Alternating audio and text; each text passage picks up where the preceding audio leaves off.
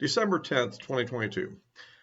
Well, big shock today in the political world is that Senator Kyrsten Sinema has decided to leave the Democrat Party and to become an independent.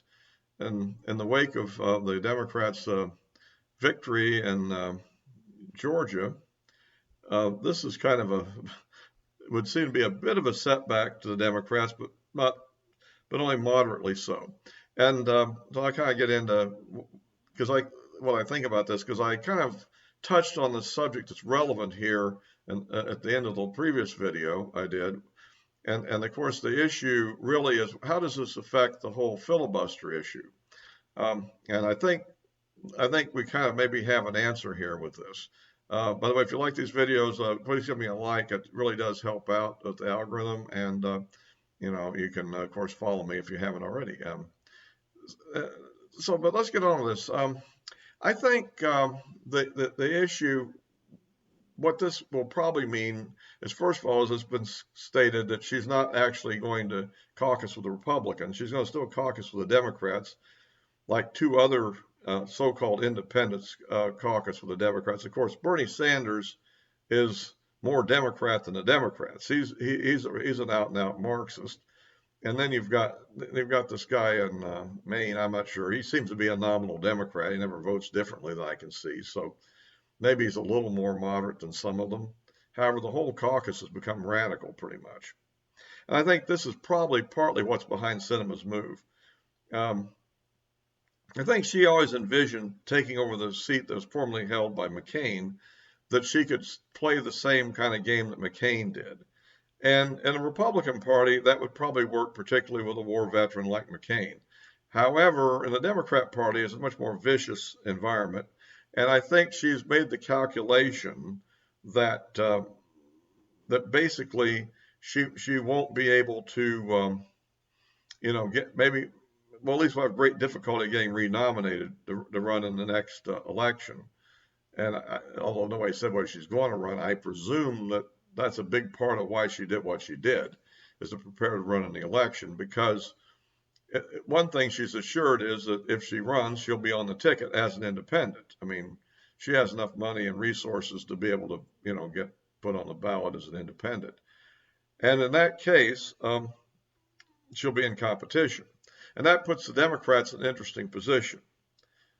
Somewhat similar to what Murkowski does to the Republicans in Alaska, actually, too. And that is that they need her to maintain their majority, so they don't want to alienate her. At the same time, on key issues, she's different with them. And I think the thing that she's most different with them on is the filibuster and what went beyond the filibuster. The objective, remember, of ending the filibuster was to totally transform our political system. When they talk about Trump as a threat to the Constitution, Trump may be a lot of things. He may be annoying and everything else, but he's not a threat to the Constitution.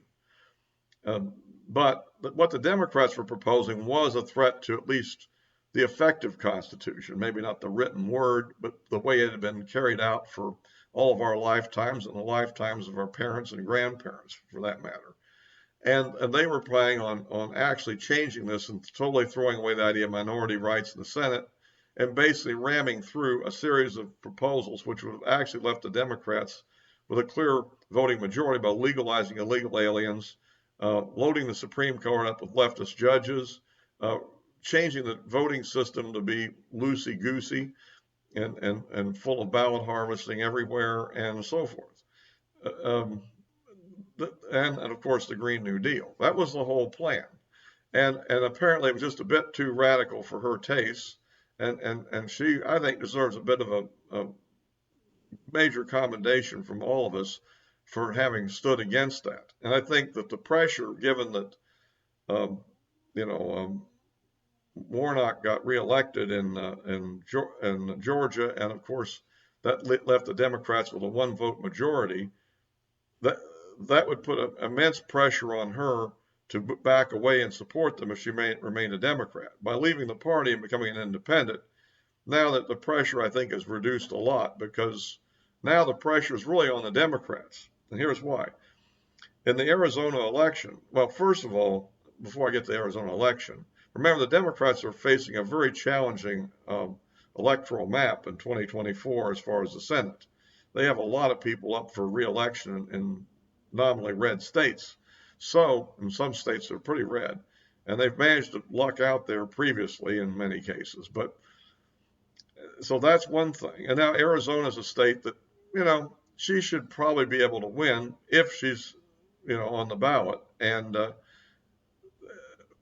if the Democrats could just behave themselves and accept what she's doing, and she not overpressured her, she could have stayed on there as a Democrat and probably pretty easily won re-election. I mean, so looking at the results of the recent elections, I think she'd be in pretty good shape. But the Democrats would probably want to do a primary against her and run her out of office, right? So, and that would probably replace her with a very leftist Democrat, leaving the Republicans, if they don't step on their own message, in a pretty good position to win Arizona, actually. Now the Democrats have an interesting dilemma. Do they actually run a candidate, or do they let her run as an independent and basically represent the Democrat Party, having a fairly good chance of actually beating the Republican? However, if they run a Democrat, then the votes will probably go in such a way as to elect the Republican almost certainly.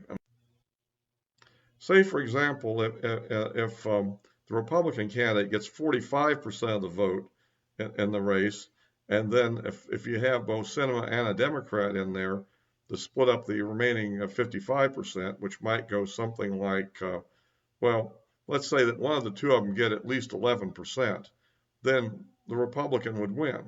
And of course, if they're probably, it would be different if they both campaign strongly. It would probably be much more than one getting 11%. It would probably, at least one would get into the 20s probably. So, and it's possible the Republicans would do much better than the 45. They might push up to, higher numbers, 48, 49 even. So, as we've seen in, recent, it's definitely possible in that state. So basically, running a Democrat against her as an independent is essentially the Democrats sacrificing the seat to the Republicans. And so I don't know that they want to do that. The other issue then is left is, well, what does Joe Manchin do now? I still think he's such a, traditionally been a Democrat. I think it's going to be very difficult for him to leave the Democrat Party psychologically. Remember, Sinema originally was a Green, I think, before she became, before he got to the Democrat. So, at any rate, I think she's more of an independent mind. I think he's a traditional union-oriented Democrat that supported the coal miners' unions. And so, but the days in which you have conservative Democrats are kind of numbered. So, we'll have to see what he decides to do. But maybe the pressure will be off of him now because of all this. We'll have to wait and see how that all plays out. I think also the fact that the Republicans control the House will also reduce the pressure, because some really big time bill like packing the Supreme Court isn't going to get through a Republican House, obviously. So at any rate, so that's kind of at least my assessment for now. I will point out that we also are continuing to get these ongoing releases from Elon Musk and on Twitter, and how they were rigging the system against conservatives, and again, and the latest ones are about how they ended up banning Trump, and the reasoning behind it. And it kind of shows the arrogance of the organization and the deception that some of their executives have made in public statements. So this is something interesting to continue to follow. So I'll be wrapping this up for now. As always, I'll be posting this on Rumble as well as on YouTube. Well, this will be the YouTube, of course, but the addresses of my social media accounts are in the description below. So that's all for this time.